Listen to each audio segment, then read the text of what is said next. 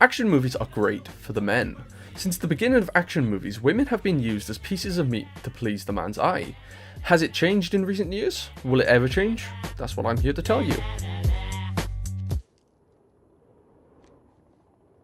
What?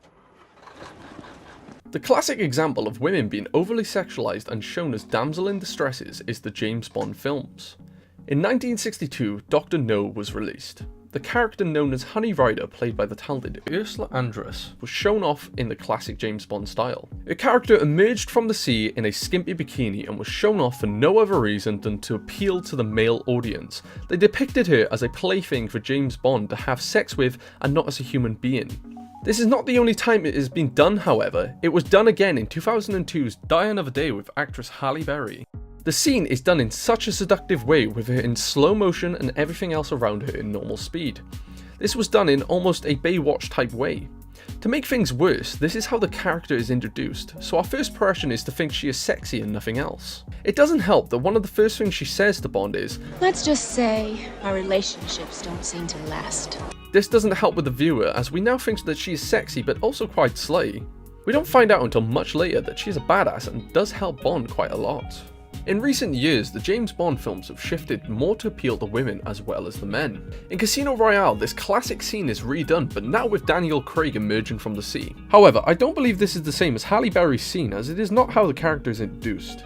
We already know James Bond to be a badass, as in previous scenes he is fighting on a crane and running through buildings, blowing up stuff and fighting with guns in his fists. So the first thing we think about the character is not that he is sexy and nothing else. The viewer thinks he is the perfect man. This is because he is seen to protect himself in the toughest situations. He's 6 foot with a great physique. He is the male's macho fantasy. Every man wants to be him and every woman wants to be with him. This does not mean that the women have shifted from being overly sexualized and being the damsels in distress. The women are still as sexualized as ever and as useless as ever.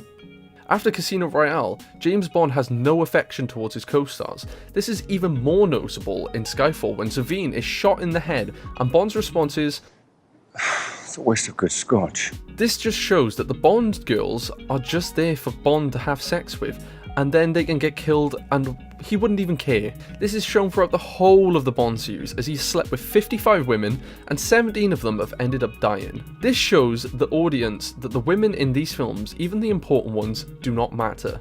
To quote Chuck Klosterman, James Bond embodies a hyper-specific yet widely shared masculine fantasy of complete emotionlessness. And the core-defining characteristics of James Bond, the character's psychological route to total empathy is vicious misogyny, a staggering fusion of primitive violence with girls gone wild. That implies him to talk to all attractive women as if they are hookers. You never take me to dinner looking like this, James. You never take me to dinner, period. I would, you know.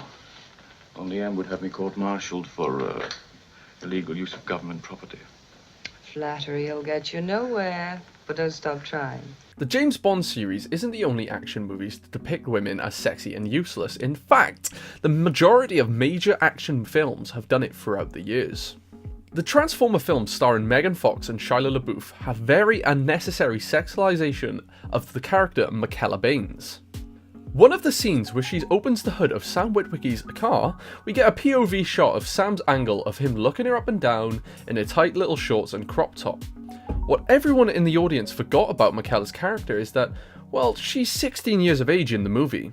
Now, this isn't as bad as it seems when you remember Megan Fox was actually 21 at the time, but if you were deep into the story and remembered she is actually 16, it's a bit sick and just shows how far filmmakers go to sexualize women for the profit of their movies. Now, I get that she is the popular girl in school, and she is meant to be an attractive character, but the sexualization of a 16-year-old in your movie is too far, as you're basically sexualizing a child to the worldwide audience. They could have easily skipped this part, or even made the character seniors in high school for the movie, which would make them 18 and adults, but they did none of this, and the only reason they sexualized her was to please the male audience. After the release of the third installment in the Transformer films, Jack Palin, a freelance film critic, said, "The camera moves in almost a predatory fashion, pursuing the posterity of big screen debutant and underwear model Rosie Huntington-Whiteley, like a drooling adolescent, and at one point swooping down underneath a car paparazzi style to look directly up her skirt." Now, who have we here? Is a sister, Facebook friend, Twitter tweeter? Carly, this is Bruce. Hi. Bruce. I'm his girlfriend. Pleasure to meet you. Sam was right. You really do have a smashing head of hair. Well, thank you. Sam, I gotta run. Yeah. Oh. Here. Your present. Your favorite color. Nice to meet you, Mr. Bravo. And you. Let's go back to the 80s. Star Wars being a very popular and successful franchise at the time, they were about to release their third and final movie of the trilogy. With it being insanely hyped and popular with fans due to the cliffhanger ending of Empire Strikes Back, there was no need to sexualize the strong female character of Princess Leia in order to please the male's eye, is there? Well, yes, apparently there is. The third and final film was released, and Princess Leia has now had probably one of the most iconic sexualized scenes in the whole of movie history.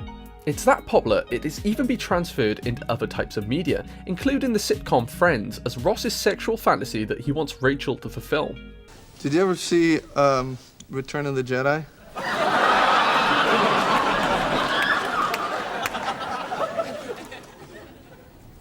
Yeah. Do you remember the scene with Jabba the Hutt? Well, Jabba had as his prisoner Princess Leia. Princess Leia was wearing this gold bikini thing.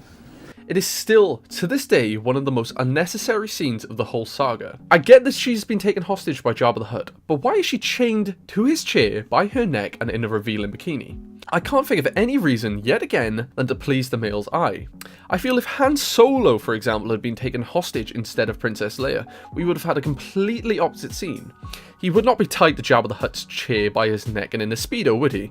No. He'd be tied by his hands and fully clothed. Carrie Fisher, the actress who plays Princess Leia, told Rolling Stone magazine, "In Return of the Jedi, she gets to be more feminine, more supportive, more affectionate. But let's not forget that these movies are basically boys' fantasies. So the other way they made her more female in this one was to have her take her clothes off. Even after many years of the film's release, Carrie Fisher has gone on record many times explaining her disgust for the costume. She has made comments such as, "I remember that iron bikini I wore in episode 6, what supermodels will eventually wear in the 7th ring of hell." She also said, "I want 25 yards of fabric to be flown through the scene, but we couldn't make that work." To conclude this video, I believe there will never be a big enough movement to stop the sexualization of women in these action movies. However, I do believe that the sexualization of men is on the rise. I imagine within the next couple of years we'll see a lot more six-packs to even out the sexualization within these films. I don't think the sexualization of either gender will ever stop in these movies, as it is what us humans are naturally attracted to. Therefore, my conclusion is the sexualization of women in these movies will not change. But with actors such as Chris Hemsworth and Jason Momoa getting shown off more and more, the sexualization of men will change and balance out the genders being shown off in these films.